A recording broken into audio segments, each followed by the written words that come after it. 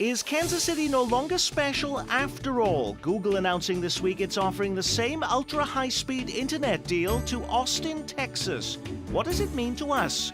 Also this week, the race for Missouri governor starts more than 3 years early. Plus, a new wave of teen trouble on the plaza. And Hollywood comes to Kansas City in what could be the biggest money-making week for the Negro Leagues Baseball Museum. Hello, I'm Nick Haynes, and good to have you with us again on the program that goes beyond the soundbite and takes you behind the headlines making news in Kansas City. Reviewing those headlines this week, KCTV5's chief investigative reporter Stacey Cameron, senior writer for the Call newspaper Eric Wesson, and from the Kansas City Star, syndicated columnist Mary Sanchez, and reporter, columnist and blogger Dave Helling. Is Kansas City no longer special? And that's why we're so excited to be here in Austin, Texas. When I heard Google Fiber was coming to Austin, I thought, well, of course. This represents the opportunity for Austin to become the epicenter of a gigabit web world. We were supposed to be special. Kansas City, Kansas, and later Kansas City, Missouri were to be the chosen ones, the place internet giant Google anointed to be the place to launch its high-speed fiber service to the envy of the rest of the nation. Now, 2 years later, and even though not one local neighborhood has yet been fully hooked up with the ultra-high-speed service, Google announces it's heading to Texas and the tech-savvy city of Austin, where it'll bestow the same promises of amazing gigabit internet speed to that community. But after all the hype behind the Google deal, do Sly James and Joe Reardon feel like jilted lovers this week, Mary Sanchez? I don't think they feel that. I mean, we always knew this day was coming, that we were not going to have the spotlight forever. But to really? me, But so soon? Oh, yeah. No, they knew. They knew. And the thing is, with Google, you never know what they're going to do next because they don't really talk to you a whole lot. But we did know that something was coming, that there would be another city. And that's not all bad, but it does, I think, put the pressure on Kansas City to really do something now with this. How do we really use to our advantage that head start that we had? And I mean, the argument that I put forth this week was that we really can't put too much stock just in thinking that kind of the build it and they will come, or someone else builds it and they'll come, around entrepreneurs, that, you know, everyone's going to suddenly flock to Kansas City and create the next great thing. You know, I mean, Austin's kind of a cool town, if anyone's ever been to the But did we expect Club. a little bit more exclusivity for a little bit more period of time than this, Stacey? Well, I think some people might have, but it probably was naive thinking. You saw that animated graphic that shows the internet being, you know, bottled up if there's slow speed to servers. Well, what good does a gigabyte network do if it only expands to the Kansas City metro? Now there will be gigabyte service in Kansas City. There will be gigabyte service in Austin that has a booming technology business. So maybe some of our established businesses and our startups are now able to network with Austin. And as that network grows, it probably leverages us a little bit better.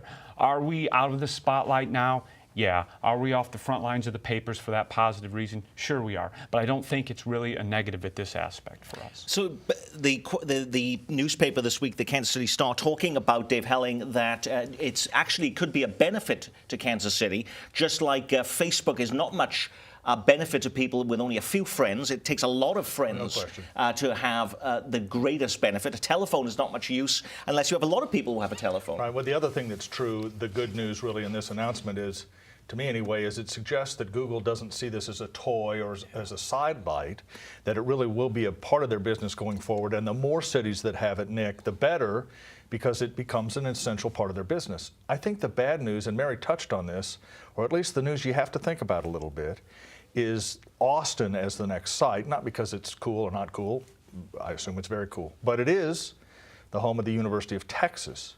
And I wrote a column a couple of weeks ago, which, by the way, prompted more than a few angry emails that suggested one of Kansas City's biggest problems is a lack of a substantial world-class university presence. And that, I think, particularly the young people that are involved in that, feed then into a place like Austin, which will create the entrepreneurs that will use things like Google Fiber.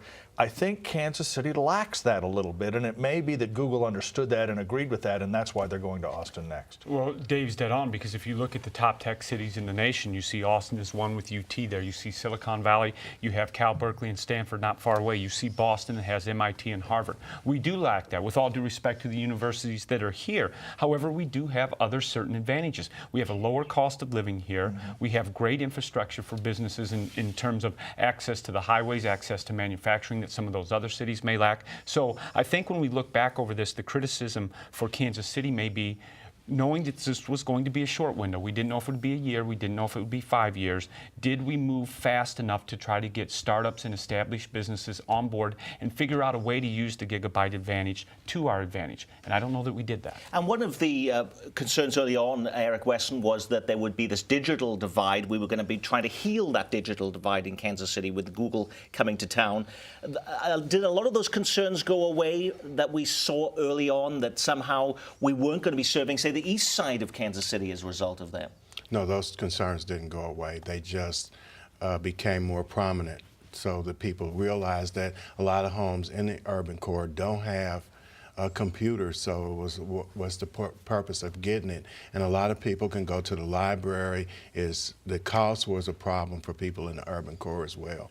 But I think that Kansas City should have taken advantage for the head start that they had, like Stacy has said. And so now, where do we go? We've got UMKC. That's a world-class university as well. So I don't, it remains to be seen on how the city responds to it.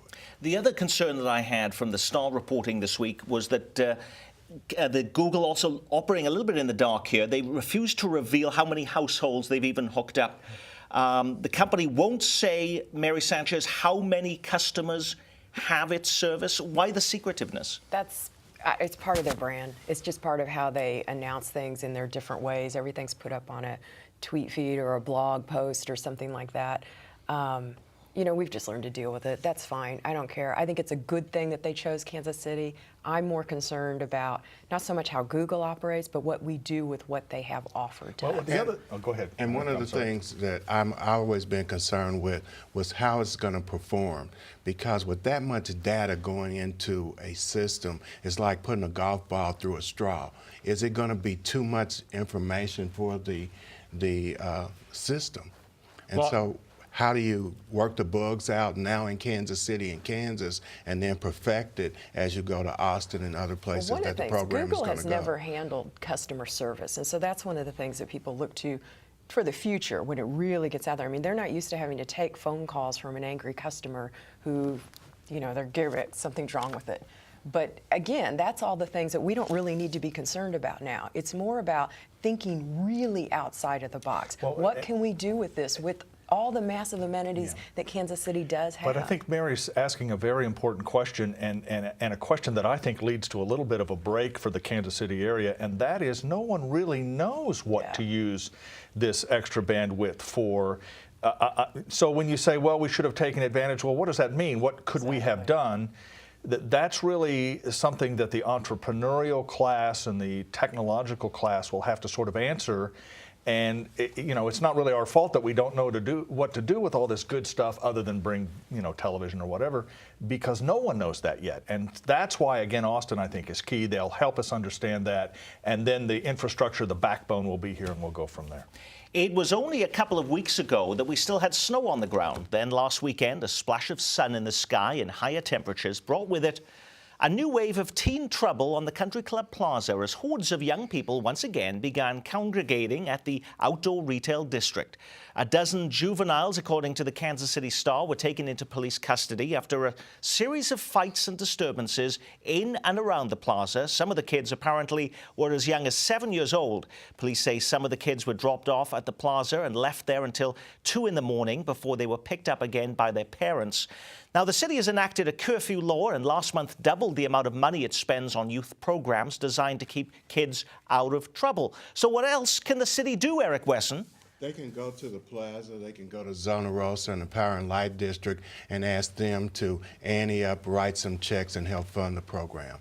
I think that it's unfair for this to be a problem that the city has to fund itself. It's the police officers there, somebody has to pay for it, and when you take money out of a budget, you're cutting money in other areas. So I think if the plaza and people at Zona Rosa and the Power and Light are really concerned, they should write some checks and help fund programs so that we can have programs that start earlier in the year. You know, some people were suggesting in some news accounts that there needs to be more police presence on the plaza as a deterrent. I happen to be on the plaza myself on Saturday night with my own family, and I couldn't believe how many police were on the plaza. You couldn't ask for more police presence, so that's not going to be a solution, Mary Sanchez. No, and there's a point where when you put so much police presence there, I don't know that it really even sends the right message. It will to a certain extent, and I agree, I think, with some of what they've done, and that you need to kind of squash it a little bit. That was an old term that they used to even use around here.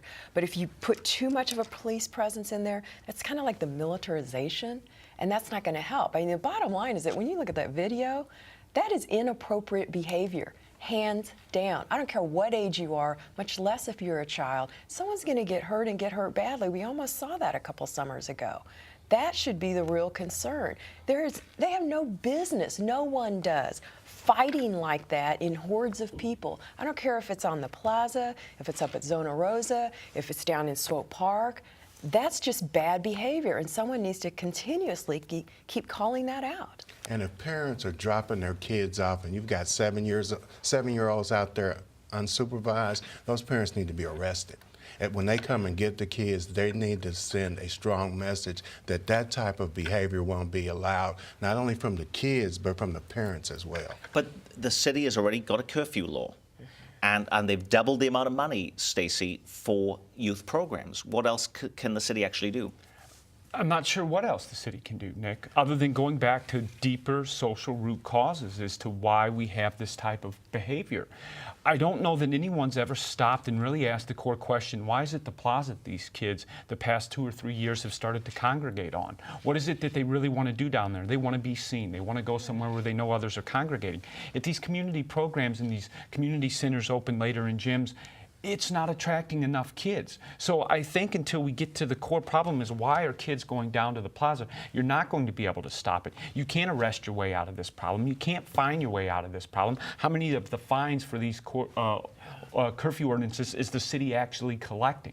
So I don't know, Nick. I really don't know, and I don't think the city has a clue how you do this. Parental responsibility, yeah, it has to be there, but I don't know that you can arrest your way out of that problem. Dave? Yeah, I've covered similar stories like this for 30 years in Kansas City, and I think the end is always pretty much the same, Nick. The kids go to these places because it's fun, and they stop going when it is less fun.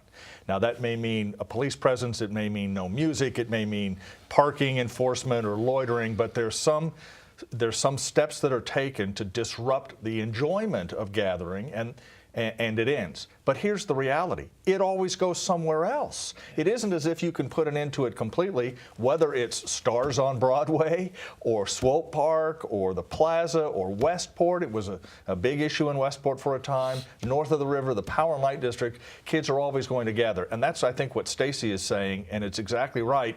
You can temporarily fix these problems through a variety of enforcement measures and other steps, but a permanent end to it is very, very difficult to understand. Do you agree with that, Eric? Yes. Accessibility is fun. Kids can tweet and Twitter and Facebook, and they show their locations. I'm at the plaza, I'm at such and such place, and other kids will come there, both positive and negative, because if kids are what they call Facebook funking or fighting or feuding with other kids, they can look at their Facebook posts and see, oh, such and such is on the plaza, get their crew together, go out there, and that's where you have the fight and the disturbances come But from. we also had actually disturbances at the Kansas City Zoo even this weekend. They had a free day at the zoo as a result of the recent election that allowed money to be spent at the Kansas City Zoo. So Jackson County and Clay County voters, anybody in those counties got to go in for free. There were disturbances at the zoo. Now they're having to reevaluate whether they even have a free day at the zoo as a result of some of these tensions as well. Stacey brings up a very good point. The social problems that we have within our community, both, you know, some people would say it's a black thing, some a white thing, but we have parenting problems. Parents are leaving loaded guns around in their houses. Kids are getting killed. Parents are dropping off kids at the plaza and places like that. We have some social issues that we have to address. Well, and maybe I'll sound a little, conflicting myself here, but if it is parents early in the evening dropping kids off, who, as the reports say, some as young as 7 and kids to 14, then maybe there needs to be a bigger police presence early in the evening in stopping the parents from dropping those children off. And if you're going to hit and find the parents at some point in time, find them for dropping off their kids. It's loitering. It really is. Yes. And there isn't any reason for a 17 or 14-year-old or 7-year-old kid to be down on the plaza other than a movie theater, and a lot of those kids aren't going there. Okay, but I would argue, I was there at 5:30. The police presence was quite large at that point in time. We move on Week in Review. 3.5 years out, the race for Missouri governor has begun. Democratic State Attorney General Chris Koster confirmed Tuesday that he is planning to seek the state's top office in 2016 when fellow Democrat Jay Nixon, who won his second term just 6 months ago, will be forced out by term limits. Are you serious? Didn't we just re-elect Jay Nixon? Is this really necessary to do this now, Dave Helling? Not really. So why is he doing it? Well, okay. First of all, no one doubted that Chris Koster was going to run for governor. I mean, this was not exactly headline news.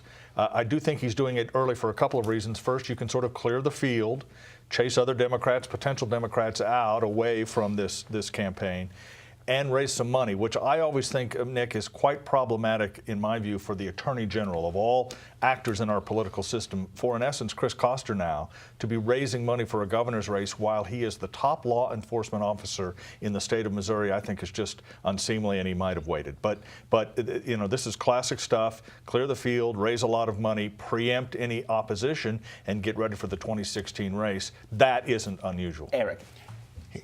He's been running for governor for 10 years. Right.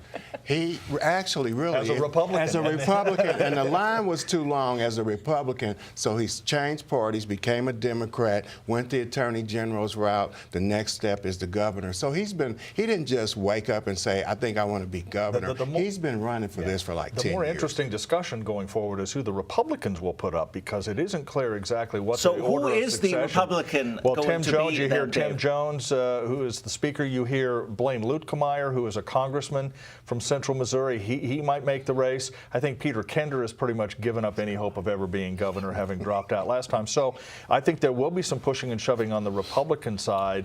The Democrats are trying to avoid that. And Jackson County Executive Mike Sanders now going to be running for the vacant Attorney General's position now in the state of Missouri. I don't know. He's always fancied a statewide position, hasn't he, Mary? Some people say. We'll, again, wait and see. It's quite possible. I think a lot of people would really like to see him try that. It's kind of sad, though, that this is now created, though, this, if we didn't already know it, this perennial, constant election cycle where there is never one breath that we are not in an election cycle. Well, in Stacey. Missouri, it's largely a part of the campaign finance contribution laws, where there are really no contribution limits in the state of Missouri. Today. So get your money now. Get your money now while you can, because if it's capped at some point in time over the next 3 years, you're going to be behind the 8 ball. And right now, if he's got the field cleared, he's the only one garnering that money, and so he has a head start. And as long as those campaign laws are written the way they are in Missouri, this is going to be an endless campaign cycle, period. But the question is, does he get along with other Democrats? Because some Democrats still view him as a transformer coming over from the Republican Party into the Democratic Party. He pretty much flies under the radar, so it'll be interesting to see how the other people in the Eric, party that's why, and that's of course why clearing the field is so important, because without a major challenger, the Democrats really have no choice.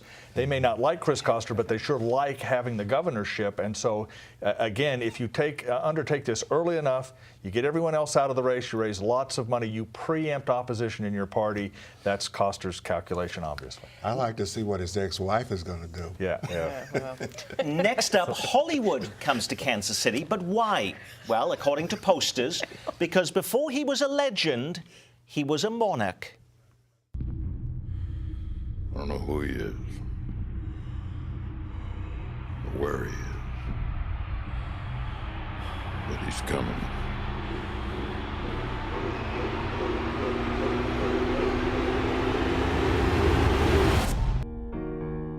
The world's not so simple anymore. I guess it never was. We ignored it. Now we can't. Officials with the Negro Leagues Baseball Museum here in Kansas City say they can't remember the last time they ever had to turn away money. But this week they have, from corporate sponsors and patrons wanting in on the totally sold-out premiere of 42, the new blockbuster movie about the life of baseball legend Jackie Robinson, who began his career as a player with the Kansas City Monarchs. The premiere was last night and saw the stars of the movie come to town, including Harrison Ford to rub shoulders with local baseball greats, Eric Wesson for all the hoopla. How much of Kansas City, though, will the rest of the nation see in this movie? They'll see Kansas City at the beginning. It's a very interesting lead-in. It's a great movie. It really is. I would recommend everybody go see it. But they're going to see Kansas City and the connection from Negro Leagues Baseball into Kansas City and into the Major League Baseball. Now, the Negro Leagues Baseball Museum said they made $200,000 on this particular premiere last night. That's a huge amount of money, and according to Sam Mellinger and the star Mary Sanchez, that would be one of the biggest financial weeks for them as a museum in their whole history. Absolutely, but they've struggled. I mean, and unfortunately, they may still continue to struggle. I mean, it's, you know, hopefully this will be a bit of a turning point, that they can really run from this. But I mean, ultimately, what they're trying to create down there needs a huge sustainability. And one good fundraiser, one good night with a big movie star doesn't cut it. You know, I mean, it's a great week for them. It's wonderful. I absolutely applaud everything they do down there. But for them to really continue to always be here long term, it's going to take more than just a great movie. But it's still quite a coup, though, to bring Harrison Ford and all of these greats coming into Kansas City this week, Stacey. I'm a huge baseball fan. I worked in baseball for a small period in time. In 1997, when President Bill Clinton and the Little Robinson retired Jackie's number across all of baseball, I was there at Shea Stadium.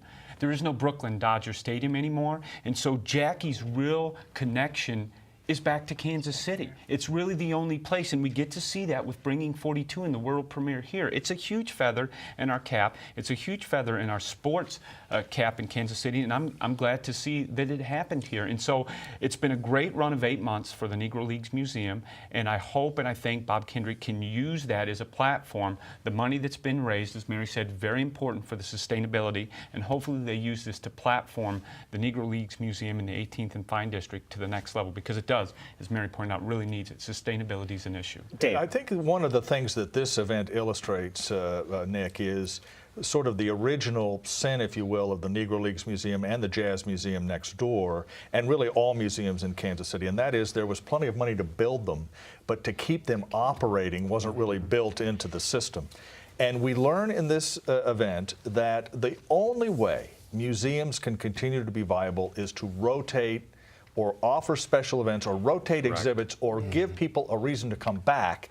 The Negro Leagues Museum is great, but once you visited it, it doesn't really change. It hasn't really changed since the day it opened. Jazz Museum the same way, Kansas City Museum, Union Station has the same problem.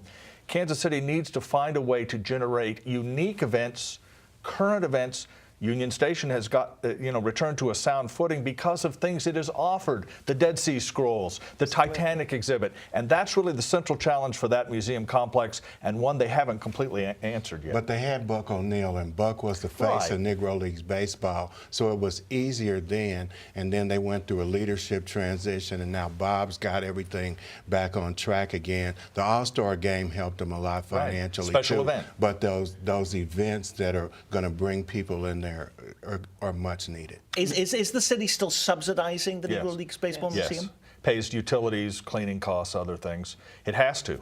They just don't generate enough revenue to be self-sustaining. They just don't. That's very true of the Jazz Museum as well, but let's not pick on just the Negro Leagues Museum. But, I mean, we subsidize a lot of things in Kansas City. Power and Light District. So it isn't unique to this area. But I think the central challenge, as I suggest, is finding ways to bring unique events to those venues to keep people going back. It's one word for that whole entire area: marketing. And it's been poor marketing. There's been no direction, there's been no plan. And people who have a plan, there are 4 or 5 different people pulling in 4 or 5 different directions. No cohesive voice, no cohesive marketing plan, period. Well, and for too long, I think they did just rely on Buck O'Neill. I mean, I can remember talking to Buck O'Neill about this 20 years ago, that he was worried about, too much of just him and being the icon. And, I mean, that was a huge issue. The great promise of the Jazz District, the Hall of Fame or the Jazz Museum and the Negro Leagues Museum was it would rekindle development in the whole 18th and Vine area. And that was 25 years ago. That was Mayor Cleaver's and Councilman Cleaver's idea. It has happened to some degree, but certainly not to a degree that I think others would have hoped or expected by now. So you don't have a natural constituency to visit those museums. If you don't give people a reason to go back, Nick, it's tough to make enough money to continue to be viable, and that's the central challenge.